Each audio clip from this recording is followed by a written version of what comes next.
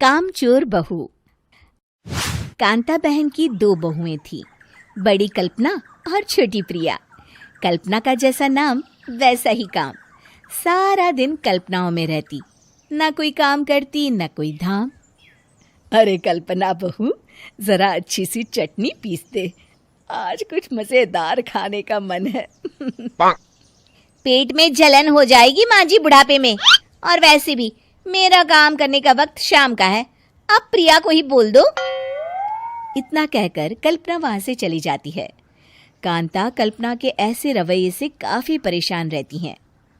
मैं बना देती हूँ माँ चटनी, ऐसा बोलकर प्रिया माँ को चटनी बनाकर प्लेट में खाने को देती है कि तभी वहां कल्पना आ जाती है।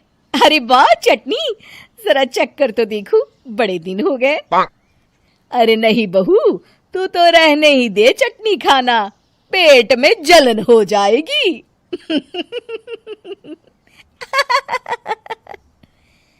इतना कहकर कांता और प्रिया दोनों हंसने लगते हैं।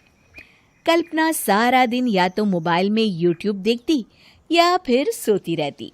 उसका कमरा भी बिखरा और गंदा रहता। एक दिन कल्पना का पति अशोक उससे कहता है, अरे कल्पना, जानवर भी उस जगह को साफ कर लेता है जहां वो बैठता है, तुम तो इंसान हो, कैसे इतने गंदे कमरे में रह लेती हो? देखो सारा सामान यहाँ वहां बिखरा पड़ा है। ज्यादा अपनी माँ का बोल ना बोलो। हाँ, कमरा तुम्हारा भी तो है, गंदा लग रहा है तो साफ कर लो। पता नहीं तुम्हारे साथ मैं कैसे जिंदगी बिताऊंगा। इतना कहकर अशोक वहां से चला जाता है। कल्पना बस खाना खाने कमरे से बाहर आती और फिर से कमरे में चली जाती। इससे कांता बहन काफी परेशान रहती। एक दिन प्रिया कांता से कहती है, माँ, मैं सारा दिन काम करके थक जाती हूँ, आप कल्पना दीदी से कहिए ना कि सुबह और शाम का काम बांट ले। मैं तो अब सिर्फ एक वक्त का ही काम करूँगी। हाँ। अरे तू वो भी ना करना, एक बहू तो कामचोर थी ही, दूसरी भी आ गई काम ना करने के बहाने लेकर। तभी वहां प्रिया का पति रमेश आ जाता है। माँ, मैं देख रहा हूँ भाभी कोई काम नहीं करती, प्रिया सारा दिन घर और रसोई का काम करती है, अब कुछ करो ना माँ। कांता मन में कुछ सोचती है और कल्पना के पास जाती है। कल्पना फोन पर मेकअप करना देख रही होती है। कल्पना, तुम सारा दिन बस मोबाइल देखती हो, घर का कोई काम भी कर लिया करो। प्रिया सारा दिन काम करके थक जाती है।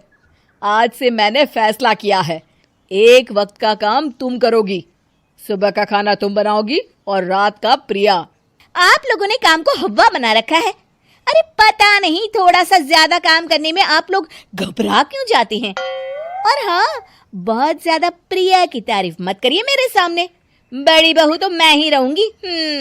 मैं कुछ नहीं जानती, कल सुबह मुझे वक्त से खाना चाहिए, रसोई में आ जाना, वरना कल से तुझे खाना नहीं मिलेगा। अगली सुबह कल्पना रसोई में नहीं आती है। वो देर से सोकर उठती है और बाहर आकर कहती है, अरे भूख लगी है, आज खाने में क्या है? इतनी देर हो गई, आज किसी ने मुझे उठाया भी नहीं, पता नहीं कहाँ है सब। कल्पना को घर में कोई नहीं दिखता। वो रसोई की तरफ जाती है जहां बड़ा सा ताला लगा होता है। अरे रसोई में ताला! ओ, मैं तो भूल ही गई थी। माँ ने आज से सुबह का खाना मुझे बनाने को कहा था। हे भगवान, इतने लोगों का खाना बनाना क्या आसान है? तभी घर के सारे सदस्य बाहर से वापस आते हैं। वाह माँ जी, मजा आ गया छोले भटूरे खाकर। मेरे मुंह में तो अभी भी स्वाद आ रहा है। अरे कल्पना, तेरे भरोसे रहते तो हम तो भूखे ही रह जाते। कल्पना को बहुत गुस्सा आ जाता है। अब बहुत हो गया, आज से मैं अपनी रसोई अलग कर रही हूँ, मैं अपना खाना खुद बना लिया करूंगी। कल्पना अपनी रसोई अलग कर लेती है, पर आए दिन उसका देर से उठना और काम न करने की आदत से वो भूखी ही रह जाती थी। उसी के सामने घर के लोग अच्छे अच्छे पकवान खाते और कामचोर कल्पना को जैसे तैसे ही खाना बनाकर खाना पड़ता। पर एक दिन तो हद ही हो गई। माँ, दीदी आज सुबह से कमरे से बाहर नहीं निकली, हमें जाकर देखना चाहिए। सो रही होगी कामचोर कहीं की। पर तुम कहती हो तो चलो देख लेते हैं उसे। कल्पना कमरे में पेट पकड़कर बैठी होती है।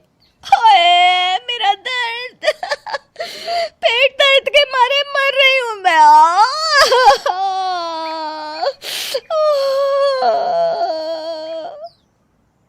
अरे दीदी, क्या हुआ? पेट में दर्द क्यों हो रहा है? डॉक्टर को दिखाया आपने? माँ, कल्पना खड़ी होती है और माँ जी के पास आती है। मुझे माफ कर दीजिए, अब से मैं सारे काम में मदद करूंगी, कभी आलस और काम चोरी नहीं करूंगी। हाँ, वो तो ठीक है, लेकिन अचानक क्या हो गया जो तू काम करने को तैयार हो गई? कामचोर कल्पना। माँ, लगातार बासी और उल्टा पुल्टा खाना खाने के कारण मेरे पेट में इन्फेक्शन हो गया है। काम न करना पड़े इसलिए मैं 2 दिन का खाना एक दिन ही बना लेती थी। बासी और खराब खाना खाने के कारण लेने के देने पड़ गए।